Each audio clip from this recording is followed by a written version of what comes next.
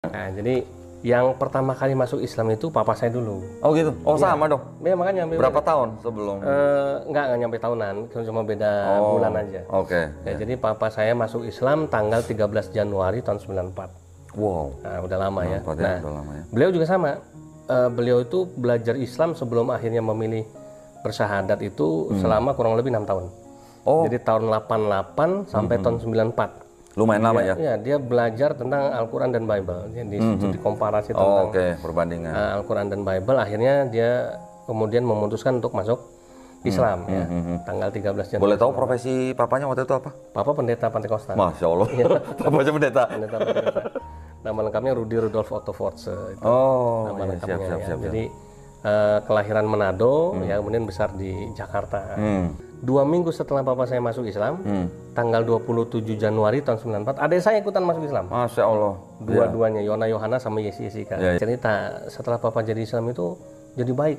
Kelihatan perbedaan secara fisik maupun tingkah laku. Waktu itu tahu umur berapa tuh? Waktu papa masuk Islam? Saya itu SMP ya, SMP itu kurang 15. Oh, masih 15 SMP? tahun, ya. Namanya sama mama saya bertahan. Kok bisa ya? Oh, jadi papanya melepaskan profesi sebagai pendeta? Melepaskan. Sebetulnya dia sebelum jadi Islam sudah ini. Seketika dia udah mulai tertarik, dia udah mulai nggak aktif lagi. Oh, Ya, karena dia merasa ada beban kalau dia masih tetap melayani. Iya. Di sisi lain dia sudah tidak mengimani kan gitu. Singkat ceritanya akhirnya ini gereja memutuskan waktu itu mau memfasilitasi saya sama mama saya supaya pisah rumah. Gitu, pisah rumah karena kalau masih satu rumah pasti nanti ketularan. Iya. Masuk Islam. Mama akhirnya setuju. Ya udahlah nggak apa-apa lah kita pisah deh gitu ya. Karena memang banyak juga kok yang udah jadi Islam kemudian anak istrinya tetap jadi Kristen gitu. Akhirnya divorce kan gitu. Akhirnya sudah mama milih jalan itu. Nah, ketika mau pamit sama papa ya, kemudian papa cuma pesen, ya sudah kalau memang itu keputusan kalian silakan aja nggak apa-apa gitu ya.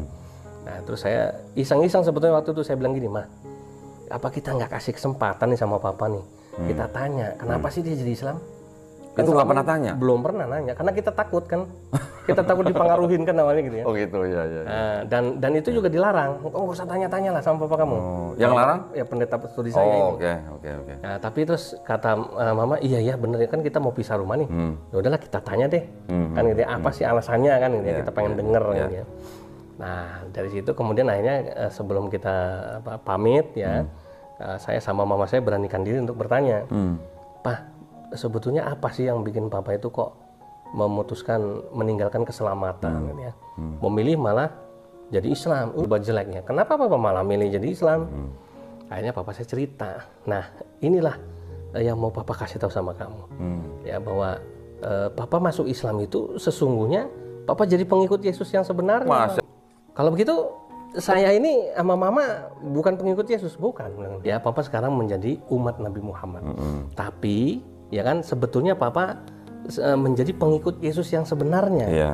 Kenapa? Karena yang diajarkan Nabi Muhammad itu sama. Iya. Bahkan menyempurnakan. Iya, betul. Itu sih belum masuk dari kepala saya ya penjelasan dia.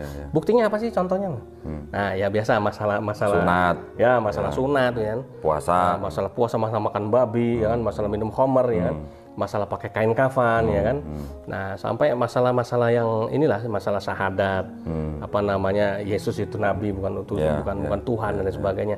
Panjang lebar diceritain semua. Saya cuma sama mama saya bilang gini. Komentar mama apa? Ah, itu sih biasa tuh alasan dia aja dibuat-buat ini. Singkat ceritanya kurang lebih selama sekitar 4 bulan itu saya udah bisa. Ya bisa, sempat bisa. Di gereja itu saya sama mama itu jadi suara ini di kuping itu sumpah kenapa tiap hari caci maki papa. Jadi Yang caci maki siapa? Ya teman-teman pendetanya, jemaat gereja juga sama mencibir ngata-ngatain gitu kan. Oh gitu. Saya bingungnya gini, kenapa sih kok papa saya masuk Islam kalau kayak kita bahasa kita dibully gitu ya. Iya. Dipersekusi gitu ya, habis-habisan semua segala macam. Ya memang saya sama mama saya memang sudah meninggalkan papa saya, tapi kan tetap gimana pun juga tetap orang tua. Tetap orang tua ya kan. Saya penasaran, saya bilang gini sama pendeta-pendeta studi saya itu, bisa nggak Om ini coba jangan cuma menghujat, tapi memberi jawaban. Saya bilang gitu kan. Apa jawaban yang bisa diberikan supaya saya bisa bawa ke papa? Nggak pernah bisa. Nah, saya tanya lagi sama papa kan. Saya tanya lagi sama papa, kenapa kok di gereja isinya cuma menghujat papa? Tapi setiap saya tanya, mereka nggak mau kasih jawaban. Ya papa saya cuma bilang gini, nah begini, selama papa belajar Al-Quran dengan Alkitab 6 tahun, kesimpulan cuma satu, 1001 macam pertanyaan papa dalam Al-Quran dijawab semua. Tapi tidak semua pertanyaan papa bisa dijawab dalam Alkitab. Ya. Waduh, kok saya kemudian sama mama saya mikir gitu ya. Mikir Terpapar. Ya, terpapar nih.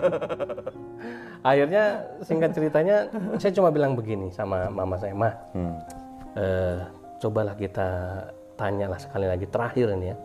Sebetulnya yang membuat papa itu mengambil keputusan besar gitu ya, sebagai seorang pendeta ya. Kemudian keluarga besar juga nggak ada yang Islam, ya, semuanya Kristen gitu. Baru dia aja yang murtad. Itu apa sih keputusannya kok berani? Begitu berani keputusannya. Ya sudah, coba mama tanya. Ya, saya kemudian ikut mama, dengerin jawaban papa apa? Kebenaran itu mahal harganya. Ya, itu yang membuat Bapak akhirnya berani memutuskan meninggalkan semuanya, ya termasuk Papa rela kehilangan kalian, karena kebenaran Islam itu tidak ada harganya, tidak ada tandingannya. Yang terus kan saya tanya, benarnya di mana? Nah, baru Papa saya mulai nunjukin ayat Al-Quran. Nih surat Al-Maidah, surat Ali Imran 19, dibuka, ya kan? Buka, baca, nggak apa-apa, nggak usah alergi. Ya kan, sama seperti papa sekarang jadi Islam nggak alergi buka Alkitab. Ini sebagai perbandingan. Saya buka, saya baca, ya kan, sesungguhnya agama yang diridhoi di sisi Allah adalah Islam. Belum ngerti tuh, sudah sabar, buka lagi ayat 85. Ya kan, barang siapa yang mengambil agama selain dari Islam maka akan ditolak agamanya dan di akhirat termasuk orang-orang yang rugi. Buka lagi terakhir satu lagi Al-Maidah ayat 3. Baca mulai pada hari ini telah kusempurnakan dan sampai selesai kan. Tahu nggak? Ya, itulah kebenaran Islam. Kamu cari ayat itu dalam Alkitab. Ada nggak? Tidak ada. Nggak ada kan? Wah, yaudah Pak, terima kasih. Nah, selesai saya pamit. Tapi sebentar, mohon maaf saya potong. Saya salut tuh sama papanya Pak Ustadz loh. Gimana? Artinya dari begitu dia mengambil keputusan itu dia tidak mencoba mempengaruhi keluarganya dulu gitu ya? Enggak. Sama sekali enggak ya? Sama sekali enggak. Masya Allah deh. Memang dia begini, sebetulnya setelah jadi Islam kan kita tanya, Papa bodoh banget sih, kenapa sih nggak ngajak kita gitu? Iya. Kenapa itu? Dia bilang dia takut. Takut apa? Dia jadi Islam ini kan masih baru, belum banyak mengenal. Dia hanya belajar dari otodidak lah ya. Ya nanti dia khawatir yang disampaikan itu masih salah. Makanya dia nggak berani. Dia mau belajar dulu kan begitu. Nah itu alasan dia seperti itu. Tapi qadarullah mamanya Ustadz Yusuf sama Ustadz Yusuf sendiri itu tetap bertanya gitu ya. Karena penasaran. Kalau nggak nanya mungkin sampai sekarang belum ya? Belum, makanya itu hidayah dari Allah ya.